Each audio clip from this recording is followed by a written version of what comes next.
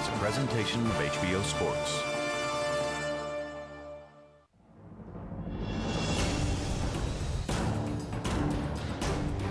He stands 7 feet tall, and he weighs over 320 pounds.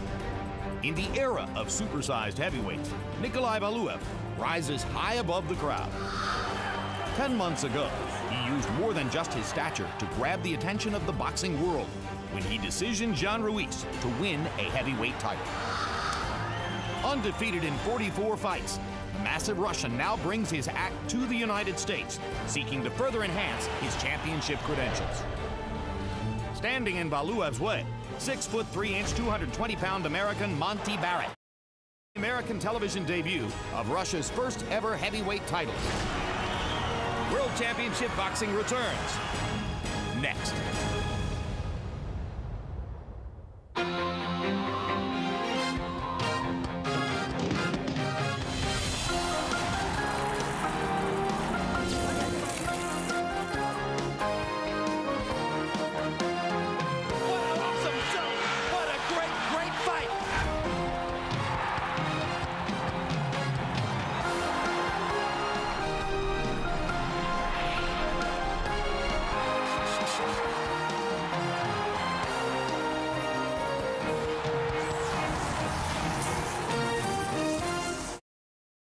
A clear view of the skyline of downtown Chicago as we snake along the shore of the lake.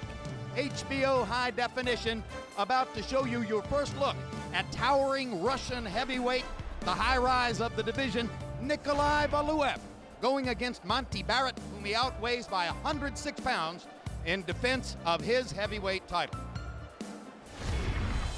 Nikolai Valuev is not the first gargantuan giant in the heavyweight division. There have been other fighters who were seen in their times as the same thing. The 6 foot 6 inch Potawatomi, Kansas farm boy, Jess Willard, who took the title in the mid-teens from Jack Johnson and then lost it to Jack Dempsey, was nearly 6 feet 7 inches tall, seen as a towering giant at that time. And likewise, Primo Carnera, brought here in the 1930s from Italy to see if he could swallow all of America and its heavyweights. The Amblin Alp ultimately made only a minor mark on the division. So what now for the 7 foot plus Russian heavyweight Nikolai Valuev? Our cameras followed him to Russia and found a shy, contemplative warrior. Check him out.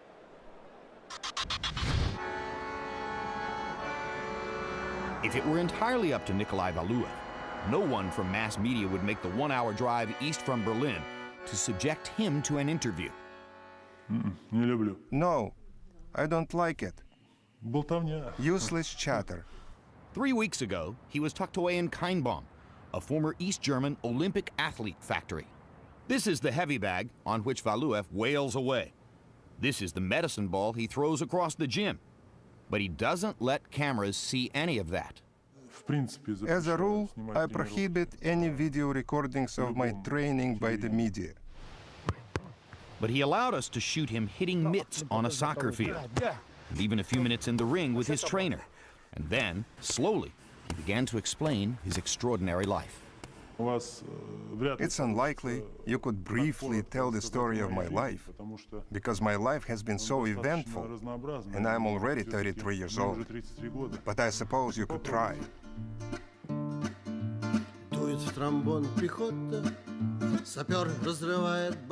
Born in St. Petersburg, Russia, to working-class parents of below-average height, Valuev says it was a normal, happy childhood. I never set myself apart from the other children.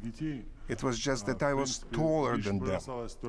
In everything else, we were absolutely the same, with identical interests that kids would have. The only real difference was simply my height. By the 6th grade, his height was 6 feet, 6 inches. For this reason, when some people would see me from behind, let's say in public, they would address me as an adult. And of course, when I would answer, they would immediately see that I was still a child, yet wouldn't really understand what was going on. Some perceived me in that situation to simply be weak-minded. At age 12, Valuev was entered by his parents into an elite Soviet sports school where he played basketball. Only at age 20, after the breakup of the Soviet Union did he begin boxing. So I'm watching this huge guy boxing against James Gaines, if I remember correctly, being broadcast directly from Moscow. And I think I was watching him for about an hour, and I'm watching him punch very slowly. Then I say to myself, oh God, please give me a chance to work with this guy. Gabrielian saw something in the 7-footer that others did not. In the late 90s, Valuev's fights focused attention on his size, but never tested his talent, because not even Valuev's trainer at that time thought he could be a top fighter. I even told him that Nikolai would be a world champion. That trainer said, no way, I'll never believe that. So I told Nikolai, you are the future champion of the world, which he responded, no, this won't happen for me. And of course today I can say to him, remember when I used to tell you? And he says, yes, I remember. The world champion is Nikolai Valuev! But even now, as a heavyweight title holder with a 44-0 record, Valuev struggles to be seen as something more than something to be seen. It's all show, it's all circus. Like in boxing skills, I can't even tell. He's not very talented and not very skilled, but of course he can finish the job. The eighth wonder of the world. Yeah. Hey, that's my Russian giant. Pick it up. Yeah, like that. Yeah. Pick him up, Nikolai. King Kong couldn't do that. Don King always pronounces or always says that he's Goliath and all that stuff, and King Kong, he doesn't like that much. I generally don't like those nicknames, because I have a name. When someone addresses me as if I'm not a normal person, I simply stop communicating with them. Nikolai prepares for his fights in Germany, but afterwards returns to Russia, to his son Grisha and his wife Galya. She is probably the only person that knows me 100% and understands me 100%, better than anyone else. On Nikolai's day off, he brought us here, to a Russian church in a Berlin suburb. Поставил за свечки за здравие своей семье, своим близким. Ты скучаешь по России? Всегда скучаю. He wanted to avoid crowds, but finally agreed to walk through this busy market for our camera. Nikolai Valuev, the tallest man ever to wear a heavyweight belt, the center of attention everywhere he goes, is that rare elite athlete whose hope is to be seen as ordinary. Lots of people, I'm sure, don't see me as an ordinary person, but this really doesn't have an impact on me. Because for me, the most important thing is how you perceive yourself, not how the world sees you.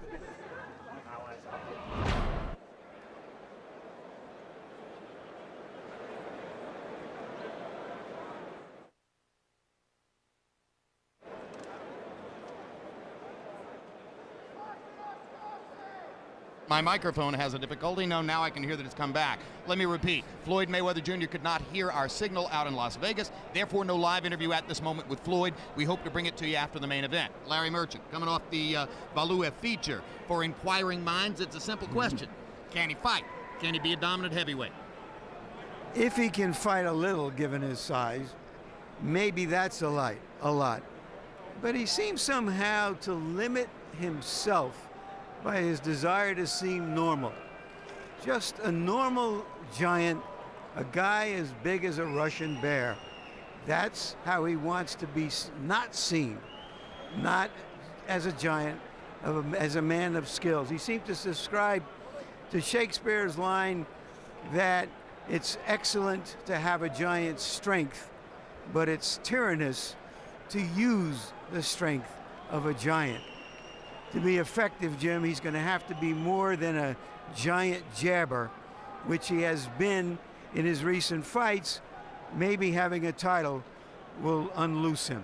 Yeah, we'll see if that happens. And there's a lot of local knowledge that goes into the effort to upend Valuev, because the man who's training Monte Barrett is your longtime training assistant, James Bashir. You know him as well as anyone. Bashir says to us that Monte Barrett's plan to beat Valuev is to jump inside, get on his body, attack him early, try to test his stamina, and then upend him in the late rounds. Is it a good strategy, and can Barrett pull it off? It's a category strategy. The main thing in fighting a guy like Valuev, you got to be unpredictable. And don't fight him in a straight line where you're going straight forward, straight back. Make him turn, have to use his size, twist and contort himself a little bit. I don't know if Monte's going to do that. If he does that, he has a pretty fair chance. The biggest thing dealing with a guy like him is just his physical size and the fact that he has a solid foundation, the way he punches. He does things so even if he misses a punch, he doesn't get his body out of position too much. He throws little short, accurate punches, which is unusual for a big guy. So he's got his work cut out in fighting the Valuev. All right, this may be unprecedented, but probably some of you tuned in to see this historic tale of the tape. Let's take a look. And you will see the numbers on Nikolai Valuev. He's 33 years old, Barrett's 35. You just don't see many contenders in their 20s in the heavyweight division. Right now, Sam Peter is just about the only one. Valuev listed at 7 feet. Some say he is taller than that. Barrett is a solid 6'3". Arm length advantage of only 2 inches for Valuev, measured from the armpit to the end of the fist. But the big advantage, of course, is the bottom number, where he outweighs Barrett by 106 pounds. It's the largest weight margin ever in a heavyweight title fight. Rules of the bout with our unofficial ringside heavyweight scorer, Earle Letterman. The Nikolai Valuev-Monte Barrett fight is scheduled for 12 rounds using the unified rules of the Association of Boxing Commissions. There is no 3 knockdown rule. Only the referee can stop the fight. In case the cut is caused by an accidental headbutt, we order the scorecards after 4 rounds have been completed, and you cannot be saved by the bell in any round, including the 12th and final round. Jim. Thank you very much, Harold. 14 months ago, Monte Barrett had the chance in a title eliminator against Hasim Rahman in this town to earn a chance to fight for a heavyweight championship. He bombed, so he's lucky to be here, Larry. He's very fortunate. He's really never beaten a top heavyweight. We just don't know if Valuev is a top heavyweight yet. Barrett lost ignominiously to Vladimir Klitschko. He came close to upending Joe Macy in Madison Square Garden, lost that fight by a point. Finally got a significant win, Emmanuel, over Dominic Gwynn. But mostly he's been a I'd like to without ever having gotten there. Well, you're right, and he's very fortunate to be in this position tonight, and he's aware of that. But on the other hand, when you look at even Valuev, who is the champion, he's never had a dominant performance against anyone, including the 2 notable names that he beat, which was, I guess, Johnny Ruiz and... Johnny Ruiz and Larry Donald. Larry Donald. So, he's also Vito and Beck. Yeah, he had some close decisions, but he's very fortunate to be in this position, Monte Barrett, tonight. Bottom line is that Barrett may be the most skilled boxer Valuev has yet seen in the ring. It is true, and in fact that he hasn't fought in nearly a year and lost his last fight, but still he's considered by most of us in boxing as the best that Valuev will have fought. And now here comes Nikolai Valuev. You can see the record in title fights. The knockout over Owen What the Heck Beck was served up after Valuev got past John Ruiz in a hotly disputed decision in Germany. If you look inside the heads of many athletes, all you see is a rock and roll band and naked ladies. If you look inside his head, there's Leo Tolstoy, the novelist. He says he learned about his own country, Russia, from War and Peace. He said he learned about America reading James Fenimore Cooper, who wrote many great American novels, including Last of the Mohegans. Indeed, it was Hasim Rahman who said of Valuev, his head is as big as a Volkswagen. But consider it a Volkswagen library, because that giant head is filled with big ideas, literature, poetry, philosophy, the classics. He is typically Russian. Let's go to ring announcer Michael Buffer for the official introductions. Ladies and gentlemen, Don King Productions and Sauerland Event are proud to present the featured bout of the evening, brought to you in association with HBO Sports, sponsored by Ulmid Vodka and Grossinger Cadillac. Sanctioned by the Illinois Department of Financial and Professional Regulation. Director Ron Puccillo, Executive Manager Joel Camposano, WBA Supervisor Michael Welsh. This is the main event of the evening, 12 rounds of boxing for the WBA Heavyweight Championship of the World. The three judges at ringside scoring this contest on the 10-point system are Hubert Earle, Ted Gimza, Medardo Villalobos, and inside the ring, your referee in charge of the action at the bell, John O'Brien. And now, from the Chicago metropolitan area, Allstate Arena, Rosemont, Illinois. Ladies and gentlemen, let's get ready to rumble!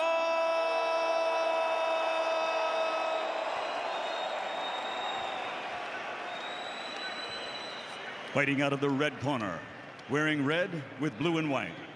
Official weight, 222 pounds. Professional record, 31 victories, including 17 knockouts with 4 defeats. From Queens, New York, the challenger, Monte Two Guns Barrett.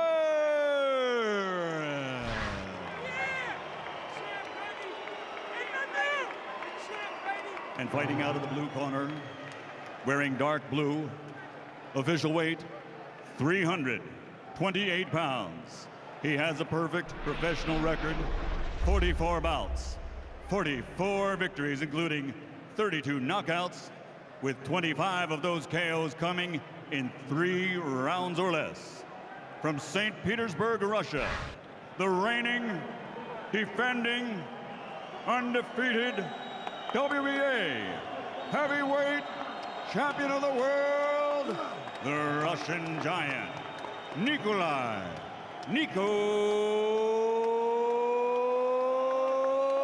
Valuev.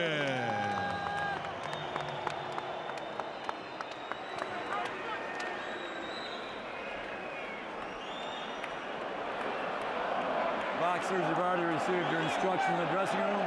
Expect a good, clean, professional contest. Obey my commands at all times. Protect yourselves at all times. Let's touch gloves. Let's touch them up. Back to your corner, gentlemen.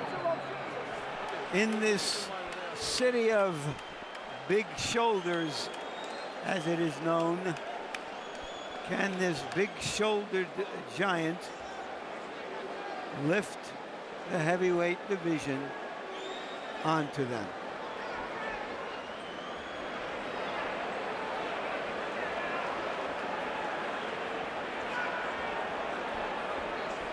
Can Monte Barrett capture one of the titles as an American?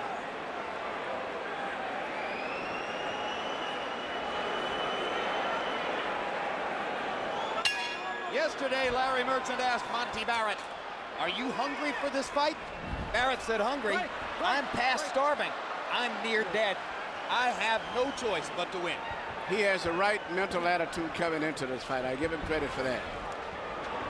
Well, you can see right away he's trying to come in and work, be aggressive. It's not his normal style. Once again, Valuev weighed in at 328. Barrett weighed in at 222. It's a difference of 106 pounds.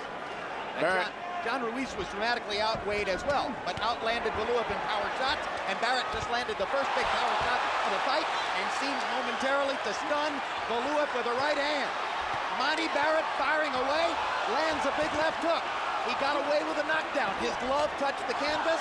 Valuev knocked him down. The referee didn't see the glove touch the canvas. Yeah, you know, but he's fighting him two straight, going straight in on him, so it's just a matter of time he's going to get knocked out. And you're exactly right, Jim. That was a knockdown.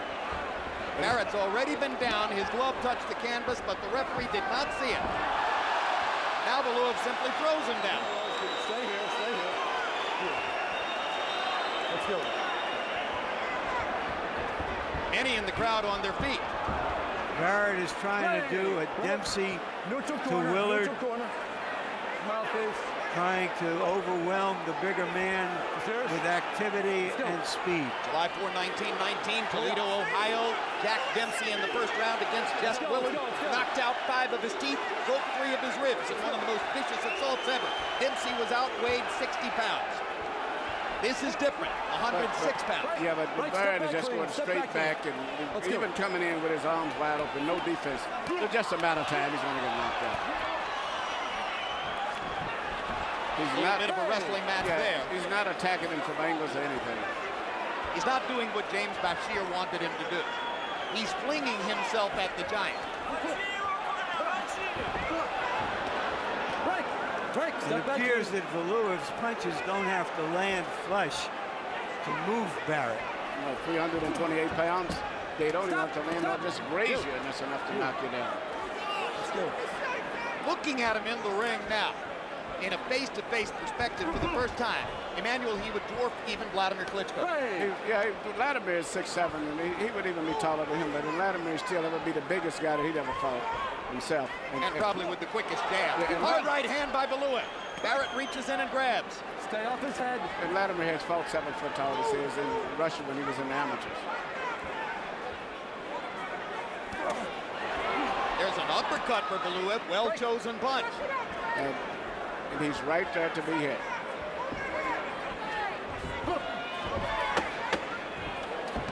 Break clean, break clean. First round coming to a close. It's been a spectacle.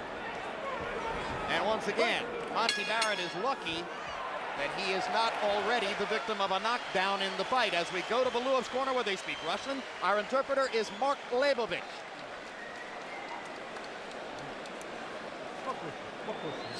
Everything's perfect. Everything's perfect. Just you don't have to do anything. Just keep throwing punches, and just keep throwing punches. That's all. And work on his body. All right. Let's punch straight and then open up the overhand right. Okay. Yeah, he got it. You did good. Jimmy, put a little more on this right eye over here. You're doing all right, but punch straight. Here you see them just, we say, winging punches where either one could land. And in this particular case, he got his punches in, meaning Barrett first. And then you see the next big power punch ended up came from the big man. CompuBox numbers in one. Valuev 14 out of 54. That's pretty much an average round for him. Barrett 14 out of 59. Valuev landed only 1 of 13 jabs. Usually he's much more accurate with the jab than that. Again, Barrett gets in a power shot, and the crowd oohs and ahs in the first seconds of round 2. James Bashir not terribly critical of Monte Barrett, and we thought maybe he would be after the wildness of round 1. Well, I think Barrett is doing what he wants to do. Can he continue doing it? Well, his corner, James Bashir, told him to throw straight punches and quit throwing looping punches. Valuev letting his right hand go again. Already he's thrown more right-hand power shots in the first couple of rounds than we saw for much of the night in his Europe fight against John Ruiz. Worked almost exclusively with the jab against Ruiz, who was able to jump inside and land power shots, but had difficulty getting away from the long snap of the left jab. Barrett's come out here to take the jab away. Challenge Valuev to beating him in some other way than what has always been his best punch. Actually, if he would jab, he could beat Valuev with the jab from what I could see. Because Valuev is just too slow, and all he has to do is jab over top of Valuev's right hand the way it's extended. He would hit him with the jab. And incidentally, as Barrett determines whether he wants to try to jab with the jabber, in Valuev's fight against Ruiz, he out-grabbed the grabber. The fight was examined for clinches, of which there were 111, and Valuev was seen to have initiated 76 of them. Someone out-clinched Ruiz by a wide margin. He out-grabbed the grabber. Break. Well, I think because of the size differential in his fights, there are always going to be a lot of clinches just like this. Break clean, break clean. If Barrett would settle down, he's too hyper, too nervous, and just work a jab and box me or not, he could possibly win this fight simply on that, but I don't think he's going to do it. All it is moving boxes.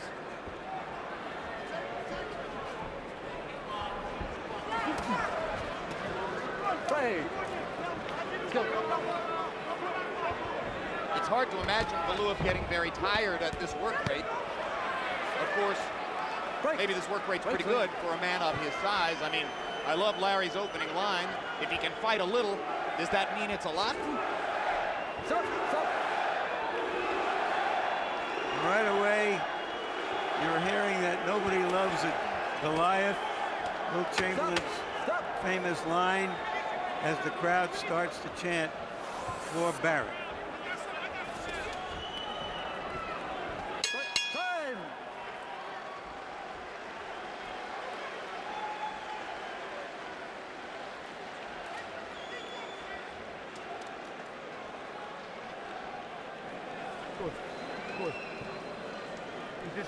Everything's fine. You're doing fine. You're doing fine. You see, he's already tired. He's already tired. Just push him a little bit more. Push him a little bit. I feel what you're doing right now. Just you're jerking, and then jab him. Just throw punch, and meet him.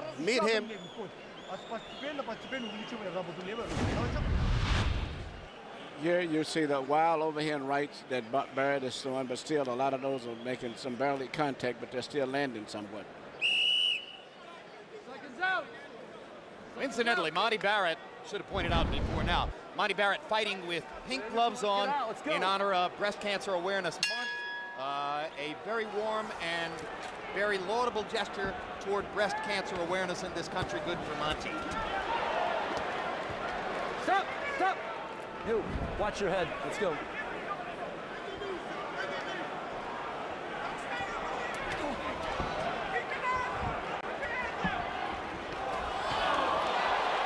Barrett scored his upset win over Dominic Quinn. He was so far down on his luck that he saw that basically as his last chance. Then he was in a pretty good position and got that opportunity against Rahman 14 months ago. By his own admission, he stunk out the joint.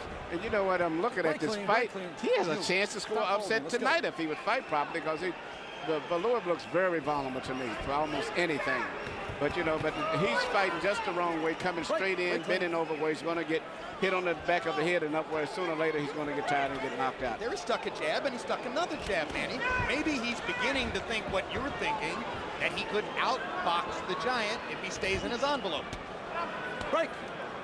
He was hyper in the first round just to see what Valuev had. He settled down now. Let's see if there is something he can do. Break!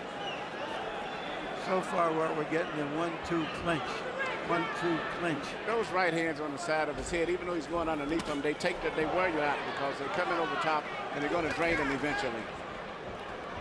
Break! If he would roll underneath and come back with a left hook, roll his shoulder and throw a counter right, anything. Because Valuev does the same thing over and over. Stop! Stop! If Barrett could do those things, Emmanuel, he would have beaten a good fighter somewhere earlier in his career.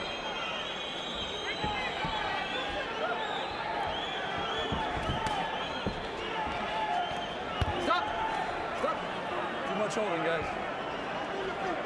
This is the calm after the storm of the first fight. Well, there were many in Madison Square Garden who thought that Barrett won his tumultuous bout against Joe Macy, fight in which Macy emerged with a razor-thin decision. Let's work. But he actually outweighed Macy. Stop! He didn't do anything until he got knocked down. Left hook by Barrett. Got off first. Beat Valuev to the punch. Watch the head. Let's go.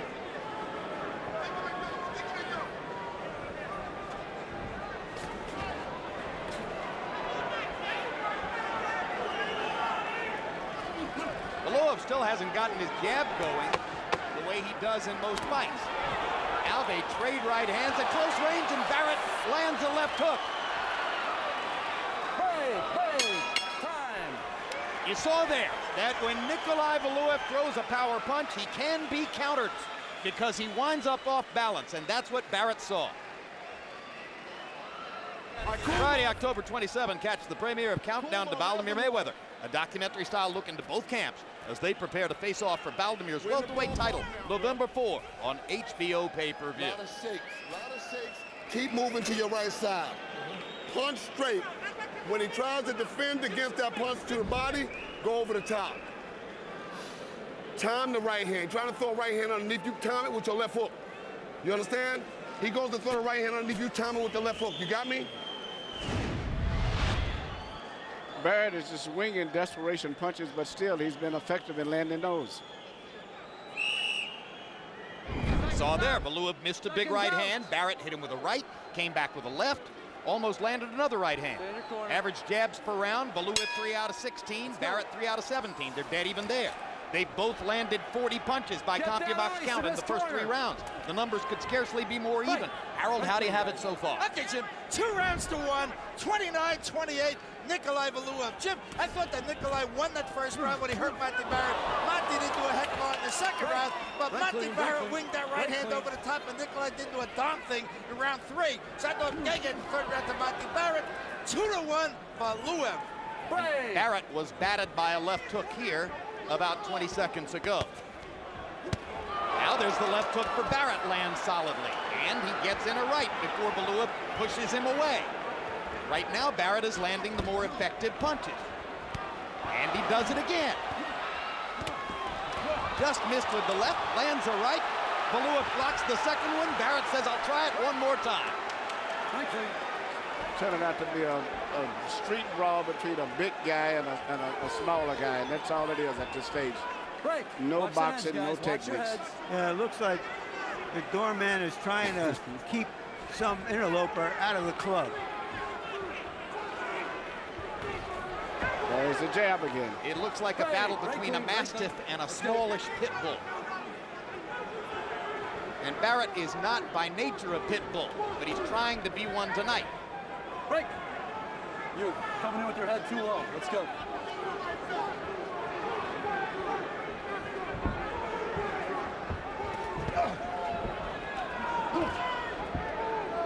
Those grazing right hands are taking their effect on Barrett because he's getting tired.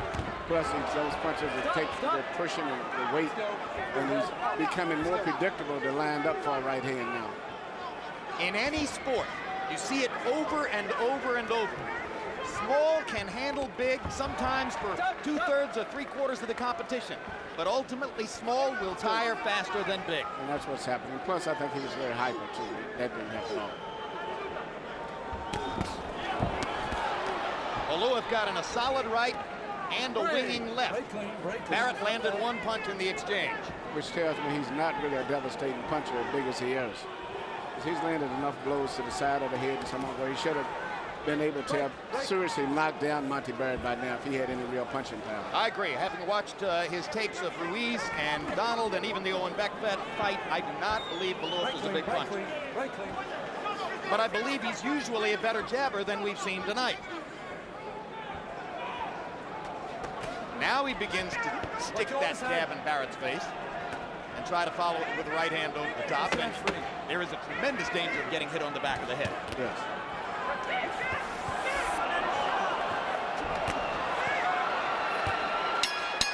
Barrett landed another thudding right hand to punctuate the round, and the crowd rises as they support the American fighter. Give me a little slight cut in the corner.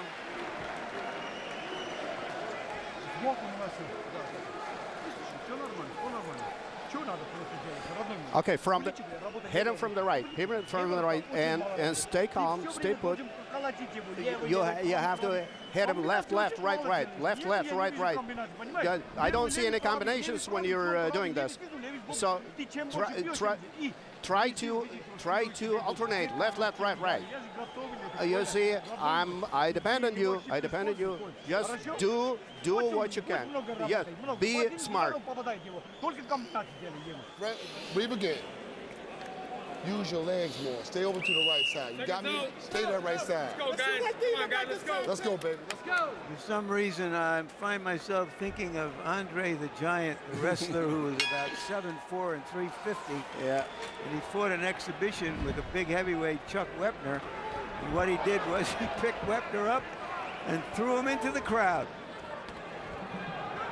You know, it's a lot of heavyweights would give anything to be in the position of Monte Barrett tonight, the way that Valuev is looking. Because Barrett is fighting, to me, I think, a terrible fight, and still it's a competitive fight. Let's go.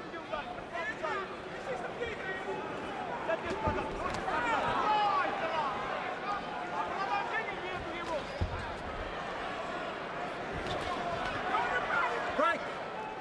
Watch that head. Let's go.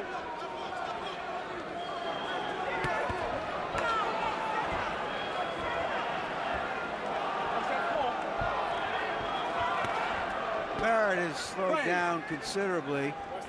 Just looking now to wing a few punches around and hope something gets in and hurts Valuev.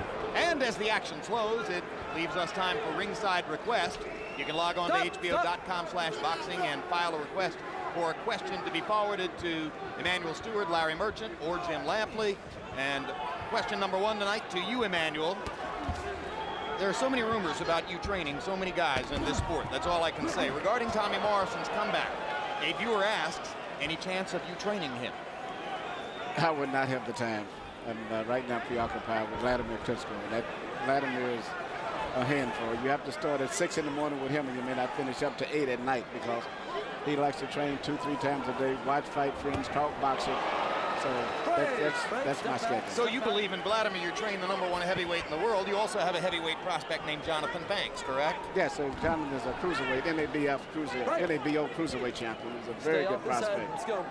And he fights heavyweight in between. And what about the amateur, Hasim Rahman's son, Hasim Rahman Jr.? Yeah, I've got Hasim Rahman Jr. among my amateur team. That's my heavyweight. That's the Emmanuel Stewart heavyweight division, and it will not include Tommy Morrison. Yeah, I saw Tommy recently at the James Tony Samuel Peter fight in Los Angeles, and he looked to be in good condition. That's all I can say. Valuev trying to land something big over the top in what has been a relatively action-free 5th round. I don't know, it looks like all the rounds to me.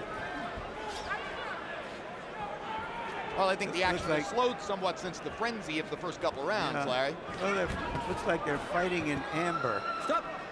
And Valuev just taking his time and trying to land one of those clubbing right hands. Just a matter of time.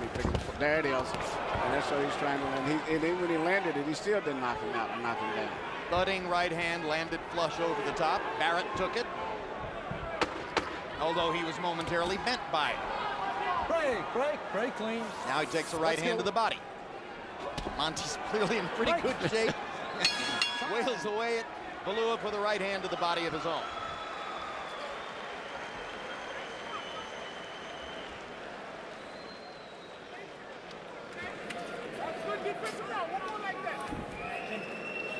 Double your jabs inside the head. Keep them in. Keep them inside of the chest. Do a little more body work now. Hands gonna come down, then you go over the top with the left hooks. Hands come down. Go straight with your punches. Don't reach up so much. You're looking for the right hand. So what you do, you shake the right hand. Go to your left hook right hand. You understand? Shake the right hand. Go to your left hook right hand. And stay to your right side. Can't do nothing when you move your right. Looking good, son. Looking good. Looking real good. I'm gonna pick it up now. Yeah. You're turning up on his ass now. He's tired. Hit him and go. Hit him and go. Hit him and go. An aerial look at the skyline of Chicago. Jabs in round 5. Valuev had his best round of the fight so far, landing 11 out of 26. If that pattern continues to grow, then Valuev will have the advantage in the fight. When I'm surprised, I thought Valuev would be jabbing more because I saw before he has a very good left jab when he uses it, but he's basically just waiting to throw his right hand. I think he may have been ruffled a bit by the frenzy of Barrett in the first couple of rounds, and he might have thought that he was going to get a chance for an early knockout, so he threw more power punches. And now he's starting to get back into that Nikolai Valuev groove, which is basically jab, jab, jab, jab, jab. Barrett landing some shots to that giant head of Valuev. You know, those are slinging shots, and, you know, Valuev can see each one of them coming to his body's preparing for him, so they're not that effective. And referee John O'Brien eventually said to Barrett, look, throw clean punches. Let's go. If he just did his jab, he would set up this guy with a jab and eventually throw a straight right hand or either short left hook, but he should use his jab more with Valuev because it's effective. Valuev's jab blocks out the sun. If you let him get it going and throw 25 or 30 around as he did in the last round, you've got yourself a tremendous tactical problem. This time Valuev grabbed Barrett as he came inside. Break clean.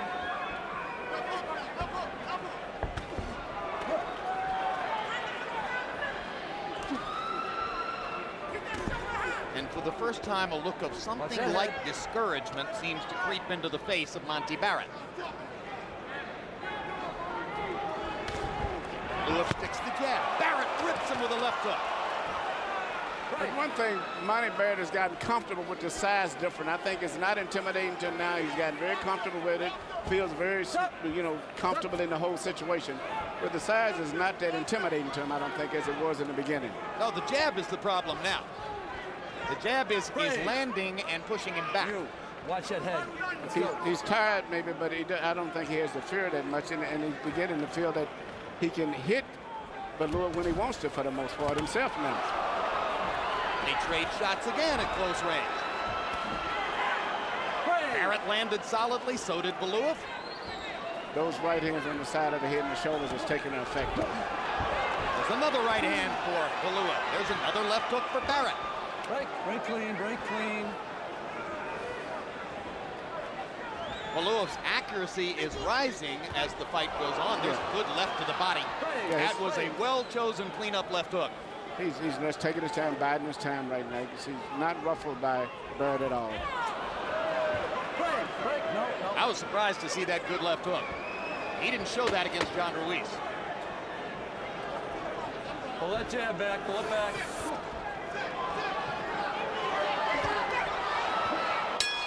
Got Barrett on the back of the head as the round came to a close, and Monte looks just a little bit weary as he settles down at the midway point of the fight. Those back of the head punches don't do any good. They affect you.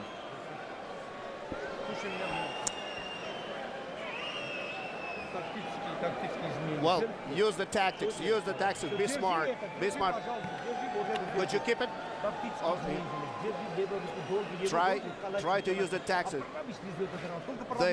Then left, then right. The jab. Jab with the right hand.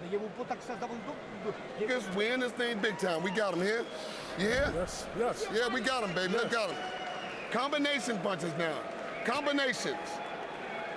Stay low, combination. Okay. Seconds out. Let's go, guys. Okay, here you go. Barrett's trainer, James Bashir, told us yesterday, rounds 7, 8, and 9 will tell us who Valuev is. If Monte has done his business in the first 6 rounds, Valuev's stamina will be on the line in those 3 rounds. Let's see if Bashir knew what he was talking about. Harold, how do you have it through 6? I don't know about James Bashir. Tell him he's winning it big. 58-56, 4 rounds to 2, Nikolai Valuev. Jim, this guy's got it. He's in his rhythm, Valuev, and Monte's not. Monte's just winging that right hand over the top, hoping to land a big one. In the meantime, Valuev keeps dropping that right hand down on him and doing more damage. And that's all there is to it. I mean, Monte just can't, he's a slow starter. He can't get into a rhythm early, and I don't think he's in a rhythm in this fight yet. 4-2, Valuev. I agree that Valuev is winning the fight. For what it's worth.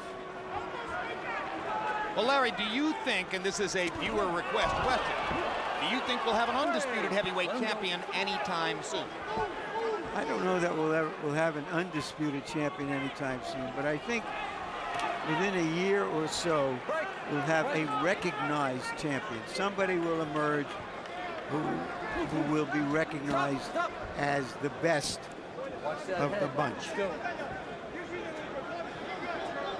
There was hope for a while that a fight between titleists, Roland Moskaev and Vladimir Klitschko, could be made for November 11. Ultimately, they wound up choosing separate opponents. Klitschko is fighting Calvin Brock, and Moskaev is going to fight the guy that Klitschko chose not to fight, Shannon Briggs. Maybe eventually they angle toward each other. Well, it wasn't Vladimir chose not Excuse to me, fight. Lihovic is fighting Briggs. Excuse me, not Moskaev. Lihovic is fighting Briggs. I apologize for that. Lihovic took the WBO title from Lehman Brewster last year. He's from Belarus, but lives in Scottsdale. You would think that one American would win one of these 3 fights. From among Brock, Briggs, and Barrett. Right. An American whose last name begins with B. Break, step back. Let's go.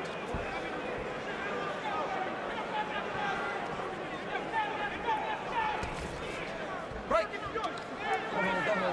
Maybe if they fail, Max Baer could be next.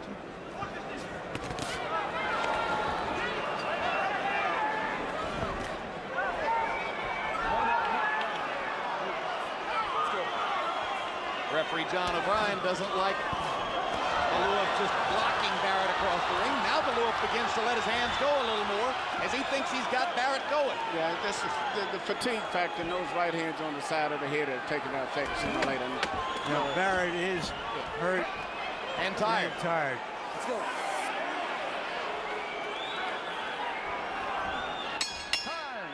And incidentally, it's an 18-foot ring, and it starts to look smaller and smaller now as Barrett's options begin to close.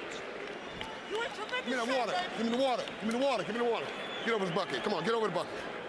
Hey, you in tremendous shape right there. All right, okay, all right. How you doing? Talk to me. Talk to me. You all right? Gotcha. Rinse, get a good rinse. It wasn't good enough. Right here, you can see the right hand of Valuev coming right here and landing a very good short right hand. And once again, you see another. Those right hands have a lot of effect. It may not be landing on the chin, but just enough of those on the side of your head and top of your head get you disorientated. Seconds out. What do you think of his level of craft, Manny? Valuev? Yeah. I'm not impressed at all. I'll be very honest with you tonight. I mean, it's both guys really look, to me, not impressive enough to be fighting for the heavyweight championship of the world. Well, it's just a heavyweight title belt. Just stay. Well, maybe that's the state of it. It's just a heavyweight title belt. Yeah. They're trading shots again, and this is not good for Barrett. And Monte's grabbing and holding on. I give him credit for that. It's the one thing he's doing. When he gets hurt, he always try to get in close and smother him. He doesn't bag back that much. Valuev was 22 out of 50 in the last round, with 22 connects for his high total for the fight, and 16 of them were power shots. Let's go. Valuev has gone 12 rounds 6 times. So he doesn't spend more money than he has in these fights. He only has 1 knockout past the 6th round in his 44 fights coming in. Amazingly, Monte Barrett has 5 knockouts past the 6th round. Barrett almost went down. The ropes kept him up, and he bounced off the ropes and landed a counter punch. But that right hand really hurt Monte Barrett. Barrett had a little left. Stop. Valuev is so wide open now, trying to finish the fight, he could hurt him. Break. Dude, it's a forearm. Let's go. On the other hand, it's hard to generate leverage and power when you're punching 1 foot up. Watch your head. It's like he's leaping up to change a light bulb. You could throw the greatest uppercut of all time, and it might lose all its power before it reaches the target.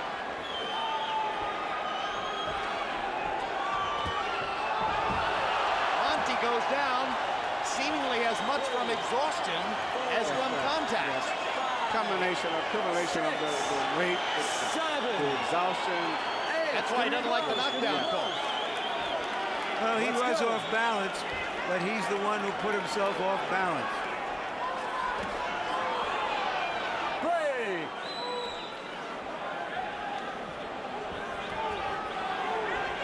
So the first knockdown of the fight, although I believe Barrett was knocked down in round 1 and got away with it. Break clean. Let's go.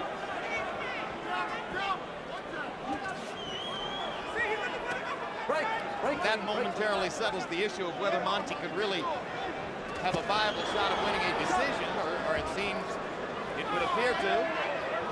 It's going to be a life and death struggle for him to go more than another round or 2. He's trying to land Even one if he big didn't get right-hand hit. shot and change both his life and Valuev's in one moment.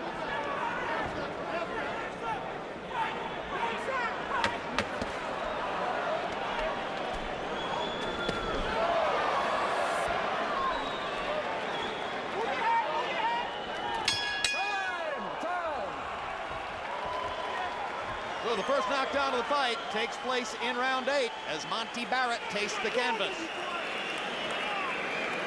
How we doing? Okay. You okay? Bucket on the side of you, right there. You got to get back to jabbing him. You got to get back to jabbing him. Go to your left hook. You're looking for the right hand. Stiff jabs, 2 of them right down the middle, and then drop the right hand. Breathe deep. Breathe deep. We still in the fight? Okay, let's go, baby. Let's go. Okay, more jabs with the right hand. Remember, the previous round, you were doing fine. You were doing fine. Right here, you see the right hand. Yeah, that would have to be considered a knockdown. Even though Barrett has been falling in off balance like that all night, he was still hit before he went down. So legally, it's a knockdown. CompuBox numbers through the 8th round. Valuev 127 out of 345. Barrett 97 out of 343. Harold Letterman has Valuev with a 3-point lead. Interestingly, scored the round 10-9, though Valuev had a knockdown. 5-point lead, Harold says. Right? Well, maybe I'm not sure. Break. Now the truck tells me that acknowledges that 78-73 is what we were looking for there. All right, so in other words, the numbers from the last round didn't get in, and it was a 10-8 round. And now here are more power shots for Valuev, and Barrett is really having a hard time of it as he flails away and keeps trying to land the big one. It's a pure 6 brawl. Break. Step back.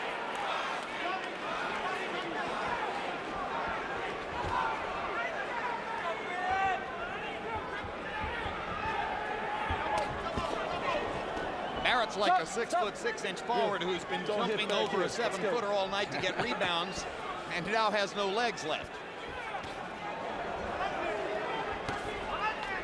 Stop! Stop! You. Pull that punch back. Pull it back. Let's go. I never heard that instruction before, Emmanuel. What was I don't know what it was when you pull the punch back. I don't understand. Break. Well, I guess he's saying don't leave the arm out there as a bar or as an impediment after you've thrown the punch. What a left hook by Monte Barrett. It landed flush on the giant head of Valuev, but Valuev was throwing a right hand and landed his at the same time. Valuev has a head like a St. Bernard and seems to absorb punches pretty well. Stop! Stop! Well, we were having a discussion yesterday in which both of you were suggesting that the larger a man's head, the better he's going to be able to take punches. Yeah. As Vladimir corrected me, his skull. His skull? Yeah. Oh, I see. Thank you, Vladimir. Yeah. That from a man with a PhD in exercise physiology. Yes. It's going to be interesting with him and Calvin. Oh, huge left hook by Great Barrett. Perfectly thrown. Desperation punches, and he's slinging them in there and still landing. You ought to stay with the left hook. Valuev can see the right hand coming. There you go. The left hook lands again. But Valuev lands a huge counter right hand. And Barrett goes under most of those right hands because you see him coming, so he just drops underneath them. I got to hand it to Valuev. He's pretty smart. Every time Barrett launches and lands that left hook, Valuev is countering with the right hand instantly.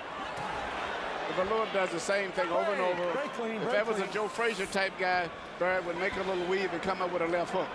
But as you said live, if he was that type of a fighter, he may not would be getting the opportunity to fight Valuev anyway.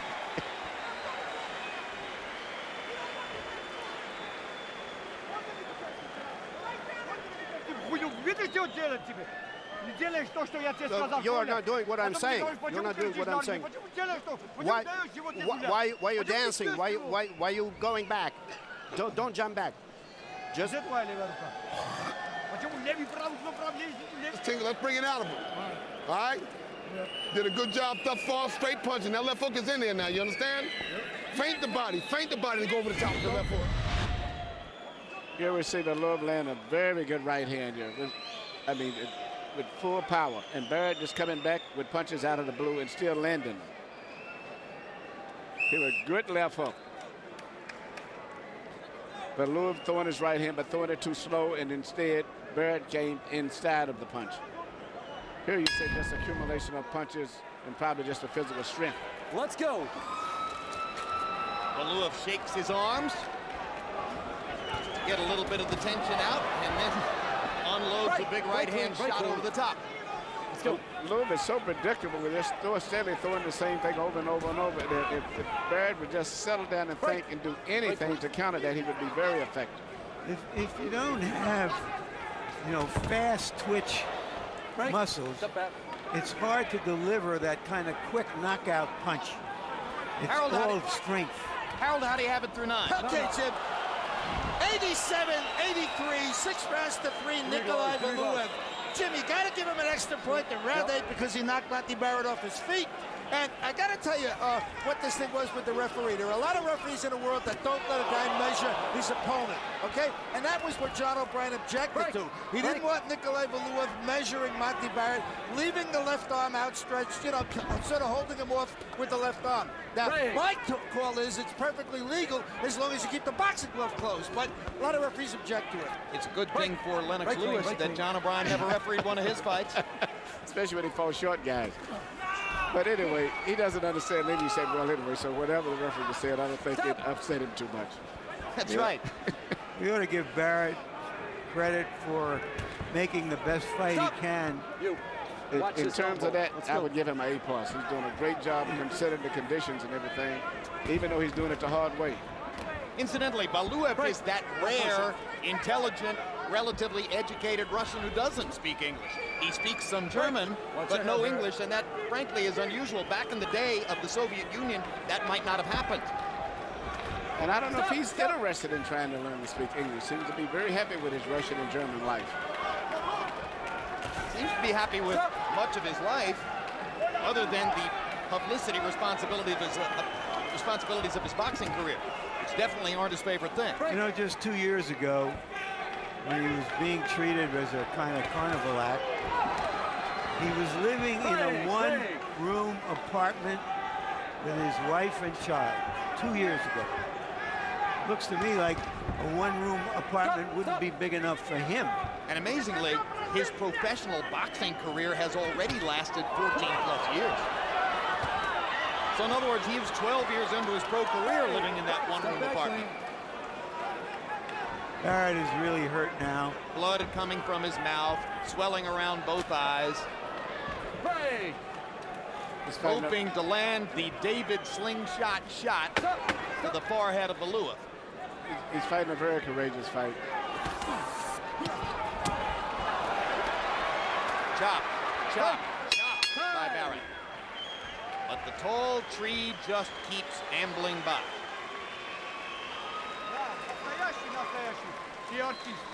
Well, you see, you're not listening to me. You're not listening to me. Is that a boxer? You're acting like an actor. You left, right. I told you, and try to increase the combinations. The more combinations, the better. Give him more. You got 2 rounds, Monty. 2 rounds. 2 rounds to bring it out of him, understand? Short shots. You gotta step around. You can't put your head in the air. You gotta listen to what he wants you to do. Okay. Hit this guy Short with that shots. Short shots, man. Go, guys, come on. You took him further than he wanted to go. Short shots.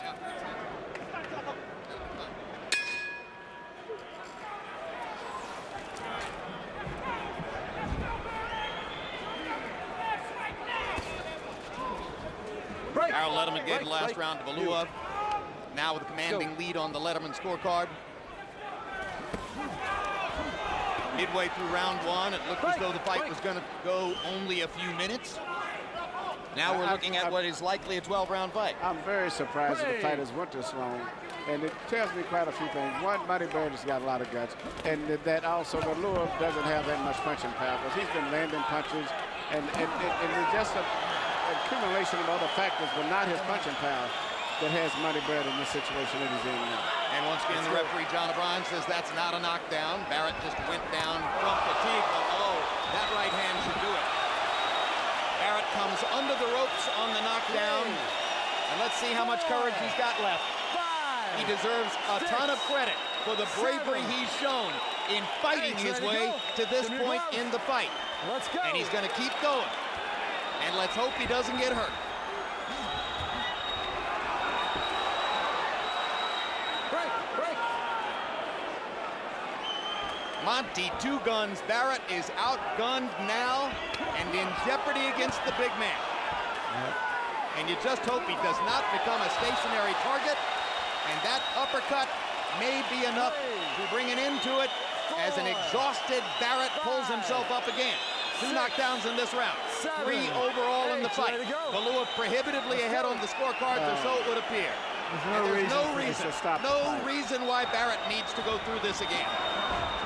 Absolutely no reason for Barrett to have to take one more big shot from this giant. Break, step back, let's the go. fact that most of them are clubbing shots is the only reason he was up instead of the fact that there's a chance of getting hit behind the head. But yes, those head punches. It's very dangerous. Yeah. It's just not necessary, and James Bashir is going to jump into the ring and save his man. Good for him. That was no gentle. Very good for James Bashir. Very good call. That was no gentle giant he was dealing with at the end. And that is a brilliant stoppage by a trainer. That ranks right up there with Eddie Futch in Manila. Yep, and you know, they could actually call that a disqualification that did in some cases. So what? But he did what he had to do to save He saved his fighter from an unnecessary shot. Brilliant by Bashir. Valuev closed the show, landing 19 out of 29 power shots. He comes to Chicago and shows big shoulders. He is an unusual combination of stuff. I mean, his size, obviously, but he has surprising stamina. It looked to me like his work rate really didn't change through the fight. All right, Emanuel Stewart, let's go back and look at what happened here. Here's the first knockdown of the round. Valuev with a chopping right hand over the top, and Barrett, as much exhausted as battered, goes down. It's mostly just a combination of, we say, just the weight, the fatigue set in, and the effect of all those clubbing right hands to the side of the head finally taking their effect. But more so than everything, I think exhausting. And now the second knockdown. And for some reason, at this point, the referee decided that it was somehow viable to let Barrett keep going and get hit again. And James Bashir, the trainer for Barrett, ultimately figured out that that was not the smartest idea. And here he comes. Watch Bashir sneak along the side of the ropes here and then forcefully jump into the ring and grab his fighter. Good man.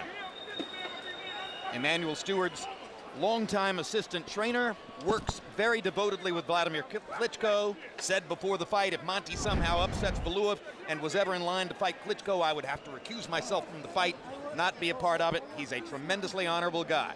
And so too is Valuev, who was not looking to unnecessarily hurt Barrett. Bashir is one of the most important people in our training camp. Very, very good person in addition to being a good trainer. Let's go to Michael Buffer now for the official particulars on the Valuev knockout win. Ladies and gentlemen, the end comes at 2 minutes, 12 seconds of round number 11. The winner by TKO victory, still undefeated and still the WBA heavyweight champion of the world, the pride of St. Petersburg, Russia, Nikolai Valuev.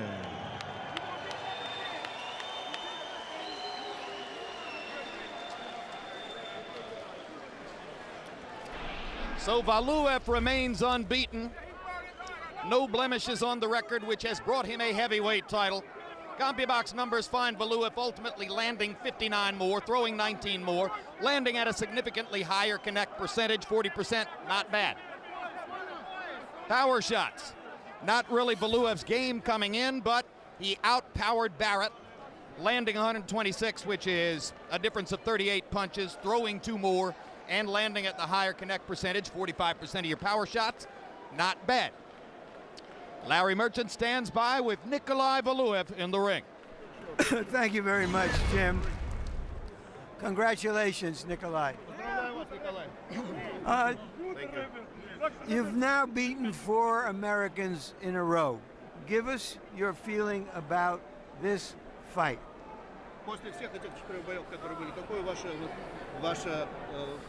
Как вы чувствуете себя после вот этого конкретного боя? Я очень давно не дрался в Америке.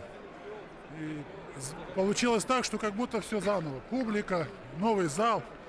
I haven't been fighting in the United States for a long time, and now I feel like it's all new for me. The audience, the ring, and everything else. Do you think you achieved your goal tonight of an eye-opening victory for the American public? Думаете ли вы, что вы достигли своей цели сегодня? Это как бы вновь открыли глаза для американской публики. Надо почитать, что напишут в газетах и что скажет американская публика. Well, I have to read what they're gonna publish in the newspapers and what the American public would say about me. Я очень рад, что я слышал, как в зале за меня болели. Спасибо огромное. But I've heard many fans around here in this audience, and I'm very appreciative. Thank you. Who would you like to fight next? С кем бы вы хотели встретиться на ринге в следующий раз? Всякий раз я делал ошибки, делая прогнозы на того, с кем я буду боксировать в следующий раз. Поэтому я не буду прогнозировать. Well, I'm not gonna make any forecast right now, but each and every time when I do that, I make mistakes. Thank you very much. Congratulations again. Спасибо и поздравляю вас еще раз. Спасибо большое. Thank you very much. Thank you. Jim? All right, thank you very much, Larry. And before we leave the air, we're expecting to have that live interview with Floyd Mayweather Jr. in anticipation of his fight against Carlos Baldomir coming up November 4 live on HBO pay-per-view. Emmanuel Stewart, our first look at Nikolai Valuev. We're going to put up a graphic of the 4 fighters from former Soviet republics who hold heavyweight titles at this moment. Among the 4, and understanding that Vladimir Klitschko is your fighter, trained by you, where do you rank Valuev off what you saw? Well, tonight I was given the benefit of the doubt and say because of the anxiety and the style of Barrett, it may have got him off track a little bit. So I'm going to try to go back and say that what I saw on the film, that he's still a little better boxer than they showed tonight. And as Larry pointed out, he showed great stamina tonight. I was really impressed that still, even though it was a kind of sloppy fight, he never seemed to have tired too much. So I would say, looking at the heavyweights, I would say Vladimir, because that's what the majority of the experts have said, not me, Ring Magazine included, and he defeated Chris Beard, which is the one that everybody considered as the premier heavyweight at that time. And I would say probably Sergei Lakovich, really learning all these names is interesting too. That's good. And then I would go down to maybe, I would put Valuev maybe 3rd. And then I would put Moscow possibly about number 4 right now, because outside of that one victory with Rockwood, he hasn't did too much in recent years. But who would have thought 10 years ago, when I first met Vladimir Klitschko after he was returning from winning a gold medal in the Olympics in Atlanta, and I befriended him, that 10 years from now, the heavyweight champions of the world would be named Moscow, Lakovich, Valuev, and Klitschko. I would have never would imagine that in 10 years. Well, that just means that the earth shifted on its axis during that period of time. And incidentally, just to further indemnify us, yes, he trains Vladimir Klitschko, but Klitschko is rated #1 in the world as the heavyweight by ESPN.com, by Ring Magazine, by virtually every credible critic who studies the sport. Larry Merchant, what of Valuev and his place in the heavyweight division now? Well, I have a couple of thoughts, Jim. The first is a story that Don Hellbaum, the promoter, told me about one of Valuev's earlier visits to America. He was asked how tall Valuev was. He said, well, 7'2", and the reporter said, did you measure him? He said, actually, he's 7'3", but I don't want to scare people. Does he scare people? It doesn't look like he really scares people because he's not that kind of a punishing punchers. My other thought is something that an old friend, Darrell Royal, the Texas football coach once said about dating in his small town he grew up, Hollis, Oklahoma. He said, old ugly is better than old nothing. And right now, that's the heavyweight division. Maybe it will sort itself out in the next month, but until then, it's still old ugly, better than old nothing. Well, certainly to us in the United States, but if you were in Russia or Belarus or Kazakhstan or Ukraine, you might think these are the glory days of the heavyweight division. It's all in how you look at it, isn't it? It is, but I am in the United States. So are we.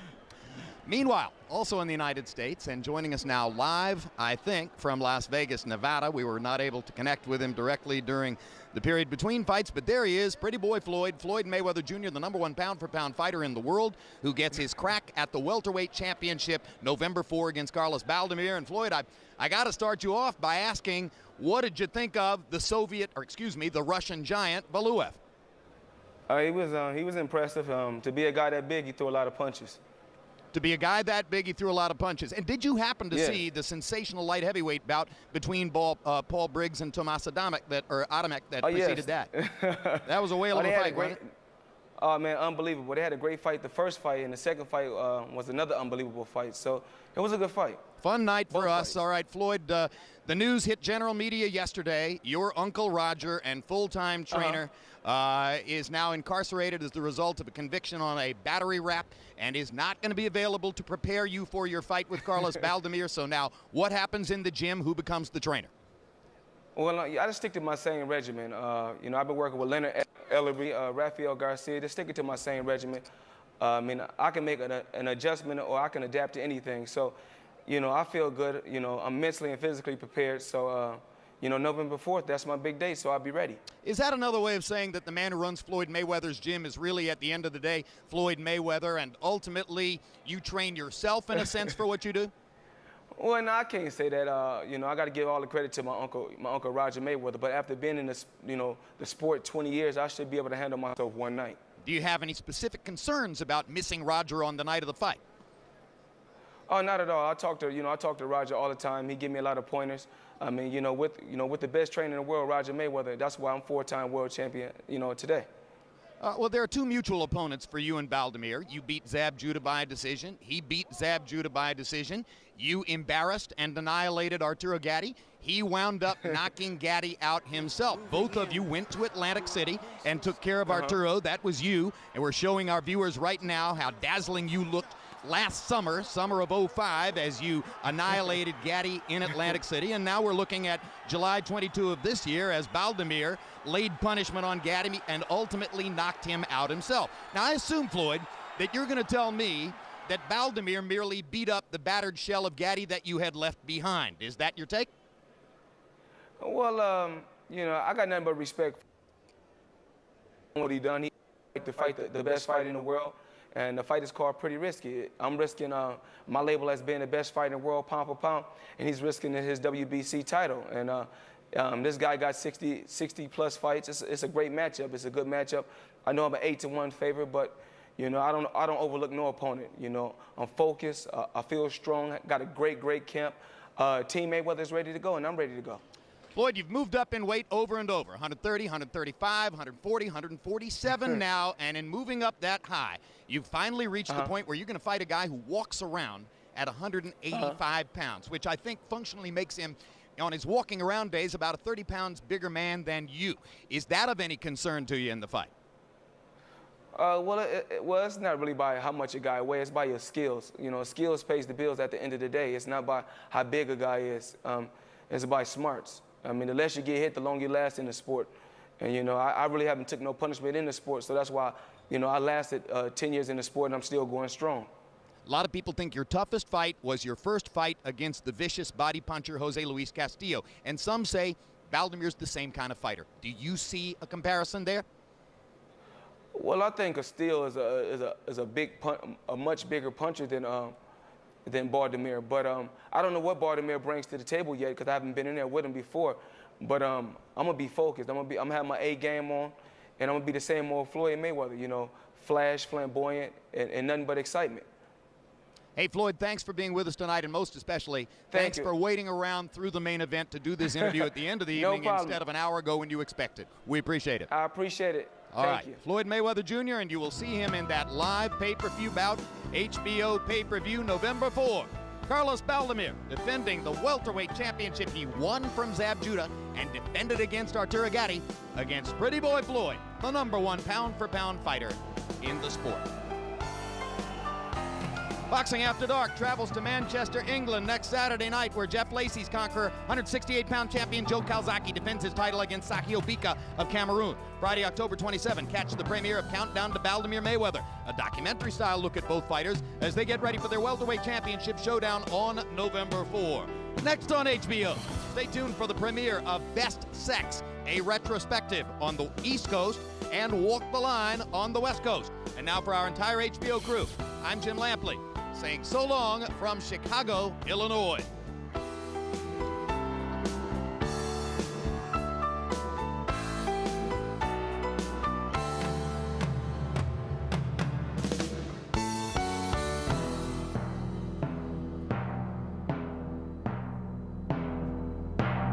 This has been a presentation of HBO Sports.